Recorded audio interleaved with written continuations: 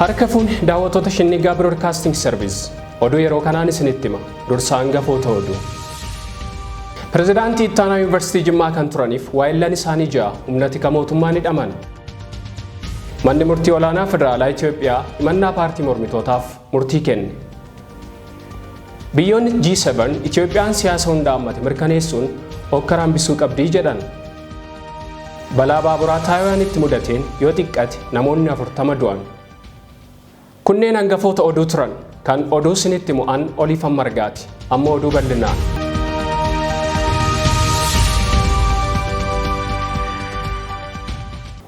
Eegdonni mana jireenyaa Haayii Duree Jaaldaawit Ibsaa tika mootummaan qabamuun hidhaman. Eegdonni mana Haayii Duree Abaa'oo Jaaldaawit Ibsaa Yunus Alii Joonaaf waardiyaa waajjira muummee Gullallee Kadir Imruu Raagaa guyyaa kaleessaa Ebele 2021 waaree booda mana Haayii Duree fuulduratti tikni huccuu siivilii uffachuun qabee poolisii federaalaan buufata poolisii Nifaas Silk Laaftootti hidhee jiraachuun barame. Guyyoota 3 duras waardiyoonni waajjira Abaa'oo muummee Gullallee 2 Odaa Jabeessaaf Dureessaa Tulluu gaafa Bitootis 31 waaree booda tika mootummaatiin ukkaanfamuun magaalaa Buraayyuutti hidhamanii jiraachuun ni beekama. Pirezidaantii Ittaanaa Yuunivarsiitii Jimmaa kan turaniif waayillan isaanii 6 humna tika mootummaan hidhaman. Pirezidaantii Ittaanaa Yuunivarsiitii Jimmaa kan turan Dr. Aduulaa Baqqalaa waayillan isaanii biroo 6 waliin kaleessa ganam jimaata Ebele 2021 mana jireenyaa isaanii keessaa humnoota nageenyaan qabamuun mana hidhaatti darbamuu maatiin Dr. Aduulaa himan. Haati warraa Dr. Aduulaa aadde Burtukaan Iddiluu ganama obboroodhaan wayita hidhattoonni mana isaanii marsuun balbalatti rukutan rifatanii ka'uu himaniiru. Isa booda waan mudates akkanaan dubbatan. Kaleessa ganama obboroo sa'aatii 12 jechuu daqiiqaa 10 irratti dhufanii balbala nutti rukutan.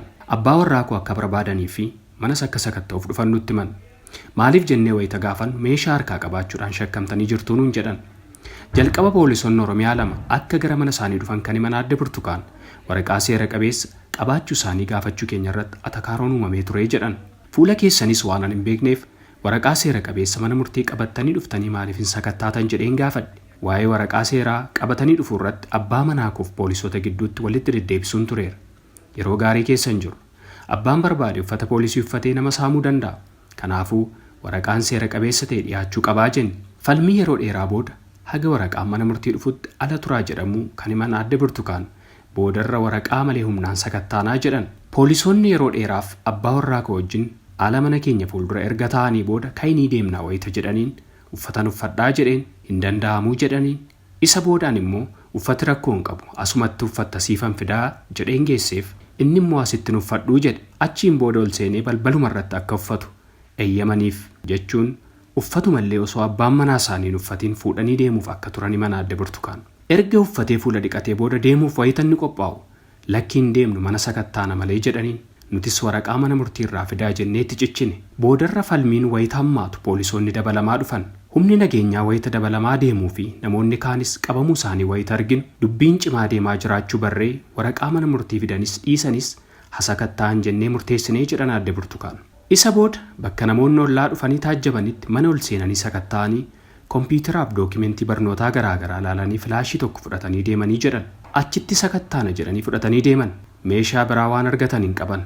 Nuti meeshaa keenya kobbee, dabtara, kitaabaaf kompiitara malee waan biraa hin qabnu. Isa booda aanaa tokkoffaatti akka geessan natti himanii fuudhanii deeman. Achitti ciree fidii gaafadhuu naan jedhan. Pirezidaantii Ittaanaa Yuunivarsiitii Jimmaa ka turan obbo Aduulaan yeroo ammaa barattoota sadarkaa garaagaraa irra jiran barsiisuun tajaajilaa jiru. Erga isaan qabamanis maaliif akka hidhaman nama odeeffannoo nutti munan dhabe.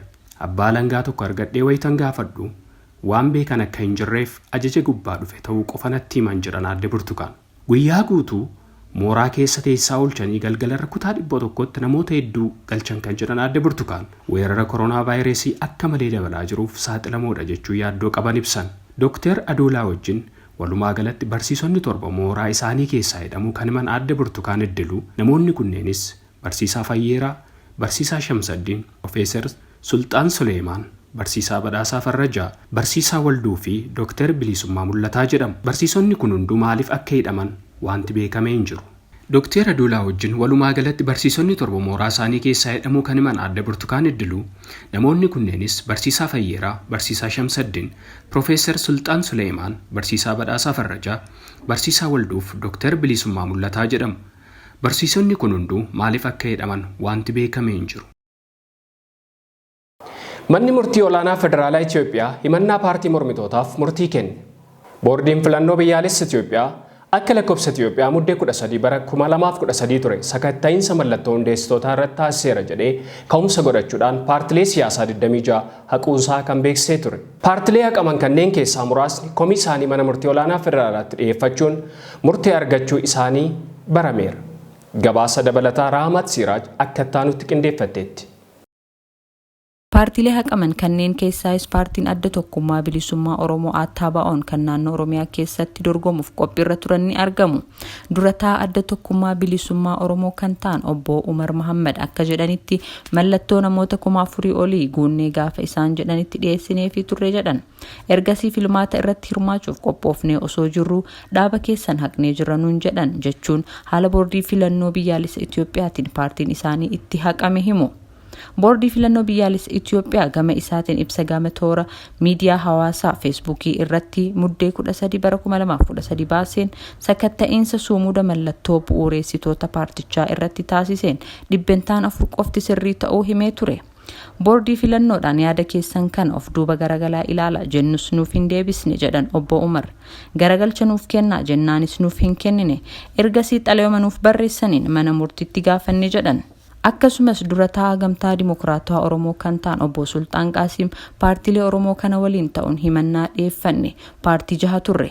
Adda adda dhiyeeffadhaa jennaan mataa dhiyeeffanne jedhan. Murtiin kun sirrii miti sirrachuu qaba jennee boordii filannootti yeroo hedduu iyyannee deebinuuf hin laanne. Sana booda gara mana murtii deemne kan jedhan immoo durataa gamtaa dimokiraatawaa Oromoo kan ta'an obbo Sultaan Qaasimidha. Paartileen lamaan addi tokkummaa bilisummaa Oromoo fi gamtaa dimokiraatawaa Oromoo falmii boordii filannoo biyyaalessaa waliin mana murtii olaanaa federaalatti taasisaniin murteen boordii filannoo paartilee lamaan akka haqamaniif murteesse akka kufu taasisanii jiru.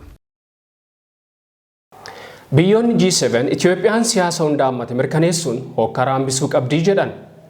Gareen biyyoota addunyaa irratti jajjaboo ta'an kanneen akka Kanaadaa, France, Germany, Italy, Japan, UK fi USA akkasumas bakka bu'oonni gamtaa Awurooppaa irraa ijaarame G7 jedhamu Itoophiyaa keessatti hokkarri lammiilee nagaa dhowwaa jiru dhaabbatee adeemsi siyaasaa dantaa lammiilee biyyattii hunda keessummeessu mirkanaa'uu qabaa jedhe. Ministeeronni dhimma alaa biyyoota miseensota garee kanaa haala naannoo Tigraayiif nageenya Itoophiyaa irratti ibsa baasan keessatti yaaddoo akka qaban ibsaniiru. Dhiittaan mirga namoomaa, ajjechaan lammiilee nagaaf sarbamiinsi seera namoomaa idil addunyaa International Humanitarian Law naannoo Tigraay keessatti raawwataa jiru akkaan nu dhiphisaa jedhan ministeeronni kunneen. Ajjechaa lammiilee nagaa yakka saalqunnamtii wal qabatuuf haleellaan jumlaan raawwatamu akkasumas buqqaatii lammiilee daran akka balaaleffatan ibsaniiru. Qondaaltonni kunneen kanneen wal dhibanii gara lolaatti seenan hunduu gocha kanarraa of qusachuu akka qaban, nageenyi lammiilee akka eegamu, mirga namoomaa akka hin sarbamneef seerri idil addunyaa akka kabajamu gaafataniiru. Dhiyeenya kana mootummaan Itoophiyaa qaamolee yakka raawwatan akka itti gaafatamaniif kutannoo agarsiises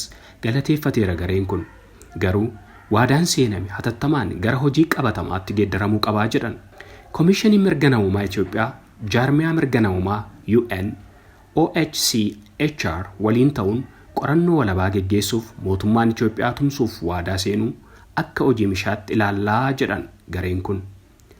Jaarmiyaaleen kunneen hatattamaan qaama yakka uummata irratti raawwate seeraan gaafachuu qabus jedheera. Muummeen ministeera Itoophiyaa Abiyyi Ahimad loltoonni Eertiraa Tigraay gadhiisanii akka ba'an waadaa seenuu isaanii kan galateeffate gareen kun garuu kun haal duree tokko malee saffisaan raawwatamuu qabaa jedheera. Hokkarri Itoophiyaa keessa jiru dhaabbatee siyaasi lammiilee biyyattii hundaammate kanneen Tigraay keessa jiran dabalatee mirkanaa'uu qabaa jedha gareen kun. Yoo akkas ta'e filannoon dhufus amanamaa ta'a. Araarres biyyattii keessatti bu'aa jedheera. Nuti biyyoonni G7 namoota deeggarsa barbaadan ni gargaara. Dhiittaan mirga namoomaa raawwatame akka qoratamu tumsanii goonaa jedheera gareen kun ibsa baaseen. Waldhibdeen daangaa Sudaaniif Itoophiyaa gara waraanaatti ce'uuf deemaa jira jedhame. Gabaasa dabalataa Raamat Siraaj akka ittaanutti qindeeffatteetti. Suudaanii fi Itoophiyaan naannoo daangaa Alfaashiqaa lafa uumamaan misoomaaf mijaawaa ta'etti erga gara waldhabdeetti seenanii baattuu lakkaa'amanii jiru. Biyyoonni lamaan kunneen sababii wal dhabdee daangaa kanaatti gara waraanatti seenuu akka hin barbaanne ibsanillee waraanni biyyoota lamanii garuu yeroo garaagaraatti walitti bu'aa jira. Humnootni Sudaanis lola Tigraayitti dhalate hordofuun waraanni Itoophiyaa naannicha gadhiisee wayita bahetti naannicha qabachuun isaanii odeeffannoo waajjira haajaa alaa Itoophiyaa irraa arganne hima. Maddi oduu Sudaan Tribune akka gabaasetti bitootessa 29/2021tti milishoota Itoophiyaa 200 ta'an kanneen daangaa deebisiisuuf yaalan waliin waraanni Sudaan walitti dhukaasee namoonni 2 ajjeefamanii jiru. Bitootessa 23/2021 ammoo loltoonni Sudaan hidhattoota Itoophiyaa irratti haleellaa raawwachuun meeshaa booji'uu fi meeshaalee qonnaa fudhachuu maddi oduu kun gabaasee jira. Haa ta'u malee walitti bu'iinsi daangaa biyyoota kanneen jidduutti jiraatu illee biyyoonni lamaanuu dhimmicha mariin furuuf hayyamamoo ta'uu ibsu. Muummeen ministeera Itoophiyaa Abiy Ahmed Sudaan waliin lola akka hin barbaanne yoo dubbatan Sudaan gama isheetiin gaafii jaarsummaa gamtaa Araboota Imireetiinis dhiyaate fudhattee jirti. Oduu biyya alaatiin balaa baaburaa Taayiwaanitti mudateen yoo xiqqaate namoonni 40 du'an. Taayiwaanitti geejjiba baaburaa namoota gara 500 qabatee ture irratti balaa ga'een yoo xiqqaate namoonni 48 du'anii hedduun madaa'aniiru.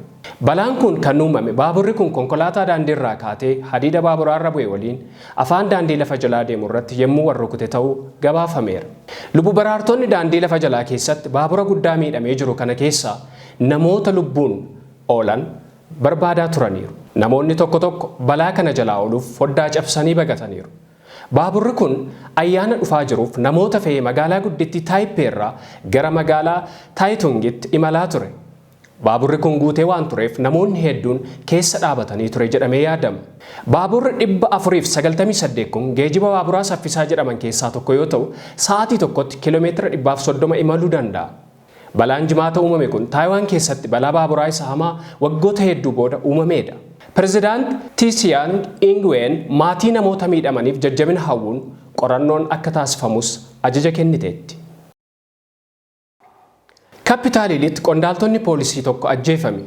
Haleellaan gamoo Kaapitaal US kan Waashingten keessatti qaqqabeen qondaalli poolisii tokko yoo ajjeefamu kabiraa irrammoo miidhaan qaqqabuun hospitaala galeera. Qondaalli poolisii osoo haaduudhaan waraanamuuf hin doorsifamin dura konkolaataan tokko keenyan nageenyaaf kaa'ameen walitti buusaa poolisiin hime. Qondaalli poolisii dhukaasa deebii banuun shakkamaa ajjeesaniiru. Haleellaa raawwatame kunis gocha shororkeessummaa waliin hidhata akka hin qabne gabaafameera. Baatii 3 dura baatii amajjii keessa tibba deeggartoonni Doonaald Tiraamp hokkara kaasanii turanitti gamoo Kaapitaal Hiilitti haleellaan raawwatamuusaa ni yaadatama.